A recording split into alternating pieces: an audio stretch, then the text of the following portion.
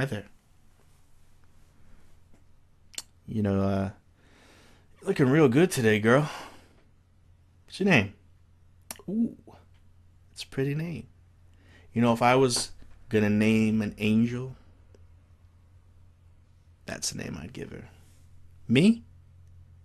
I'm Dave. You can call me Nuclear Clown. Yeah, just you though. Don't tell nobody. Why don't you sit down? Relax.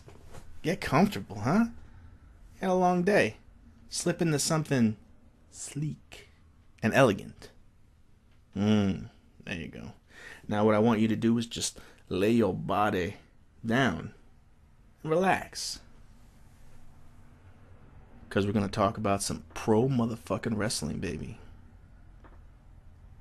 You know, I don't really know when this happened, but recently, has anybody else noticed that nobody has any character in pro wrestling?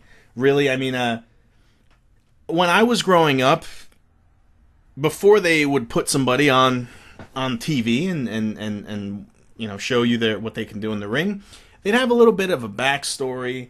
You know, they'd have a finishing move with a name. Sometimes they'd even have names for their finishing move. How about that? And you know, they kind of would fit their character in everything they did, and the way they wrestled, and the way they talked when they were being interviewed, and the way they looked. And those were good times, believe me. Nowadays, not so much. Drew McIntyre and Sheamus, I want to talk a lot about these two.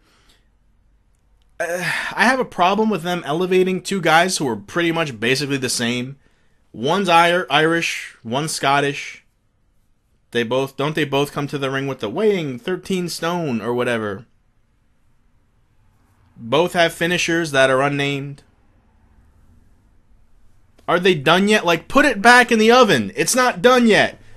You know, I think Drew McIntyre's finisher is actually cool. I wish it had a name, but I guess that's too much to ask. He doesn't have any really catchphrase or flavor. Like, what's he about? What's his deal? He's just big and lanky, and that's it. So give him a belt. Duh! And Sheamus, he's big and he's pale, and he's Irish. So he'll be the Celtic Warrior. Oh man, we're so good. We're so good at this. The Celtic Warrior? Really? I mean, after all this time, the guy, he looks impressive. He's got a different kind of look to him. You could do something with him, right? I mean, you can make something of him. But they give him the Celtic Warrior thing. And Drew McIntyre doesn't even have that. He's Drew McIntyre, and he talks like this. He kind of he talks to me. He sounds like a Scottish Corey Feldman. Maybe it's just me. And I don't know. He comes out and he's boring, and they both have belts. Why? Why do they both have belts? I mean, Drew McIntyre beat John Morrison, who I think is great because really good in the ring. Okay, look, when they write his shit for him, it's terrible. The little skits and crap like that. You know, doing the Michael Jackson stuff with Teddy Long. I mean, Jesus Christ. But I don't blame him, because I've seen, you know, like sometimes when he does commentary and when he talks and when nothing's written for him, it's good. And they gave him the whole, like, Jim Morrison thing, which at first I was like, I can't believe they're doing this. But he took it and he made it good and he runs with it. And everything he does and everything he says and his entrance and, you know, all that shit, it works for the gimmick, his character. So why they would have him drop the belt to someone with no character at all is beyond me. I don't know. See, for me, a character means so much to me. One of my favorite wrestlers of all time, and I'm going to take an enormous amount of shit for this, is Goldust. I'm talking about, you know, back when he wrestled, like around when he came out. Not now, not the Tourette's and the I've been electrocuted, not that shit. That's bad. But if you look at his early stuff, he's the quintessential character, right? He's obsessed with Hollywood and actors and stuff like that, which is fucking different as shit for wrestling. And even the way he looks like an Oscar. You know, he's all gold and he comes to the ring, and in his promos he quotes movies. And listen, you may think it's goofy, but it makes sense. I mean, everything he did worked towards his gimmick.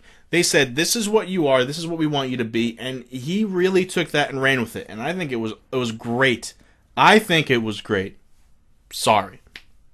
Drew McIntyre and Sheamus, the Celtic Warrior, a little lacking in the greatness department, I feel. And to push two guys with the whole Scottish-Irish thing at the same time and give them both belts, isn't that a no-no? Isn't that bad? You know, if you start bringing up all these new talents at once, you're kind of doing them all a disservice. Because if for somebody to climb up the ranks like that, it should be special. It should be different. It should be something that you should take notice of, like, you know, like the thing they were doing with Kofi. But if they're doing it with Kofi, Sheamus, and Drew McIntyre, they divide that impact three ways, and it makes it, you know, it ends up hurting them more, I feel, anyway. But yeah, not the best. The Drew McIntyre, Sheamus, I don't know. And you know what? To be honest with you, they could be wizards in the ring, and I wouldn't know, because if I'm not interested in the character and I don't have a reason to really care, I'm gonna fast forward the match. Sorry, I'm a crappy wrestling fan, I know, but like Desmond Wolfe in TNA, you got nothing for me, buddy. Sorry. Like, I'm sure he's good in the ring. I'm sure he's great, but you can't come out and do this and expect me to care about you. I mean, I don't know. Is it the writer? Is it the performer? Probably a little bit of both. But I'm sorry. You know, you got to do more than give me just a technical display. You know, wrestling is all about characters, and they seem to have kind of... The fans now, I think, are either, you know, well, what can he do in the ring? Which is important, don't get me wrong, but I'd much rather have an okay performer and a really great character than a great performer who really offers nothing and no reason for you to be invested in him. That's just how I feel about the whole thing. And another thing, you know what? I really like Matt Striker. I really like Matt Striker as a commentator on SmackDown. But listen, you gotta stop. A couple of weeks ago, I was gonna actually sit there, listen to it, and write down every single kind of title he gave the wrestlers in the match. I swear, it was like 10 in a match. CM Punk, the Surgeon General of SmackDown. CM Punk, the Savior of Straight Edge. Luke Gallows, the Lecherous Loser. CM Punk, the long-haired laddie. It's all that CM Punk and his Muay Thai madness. Fucking stop after 6. It's so annoying that he does, like... I like the concept. Do that. Keep it up. You know, build up the wrestlers. But don't give them a new fucking name every 10 seconds. It's so aggravating. Ugh. So, yeah. So what do you feel about wrestling? I don't know. I know I'm not the intended audience anymore. But come on, guys, you gotta do better than some of this stuff. It's a bit much. And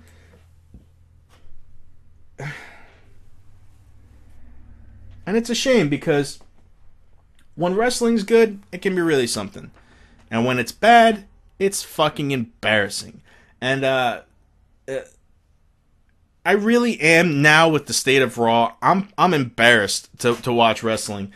And I DVR, I swear, about 80% of the show. And not because I'm too cool for wrestling. Believe me, any of you who have looked at any of my videos know that's not the case. But it's in a sad state right now, and I don't know, I think pushing guys who aren't ready, really, and that they haven't taken the time to develop, or even name a finishing move, it's important. It's important, guys. Come on. This is Nuclear Clown. I'm out. I'm just out. I'm out. Bye.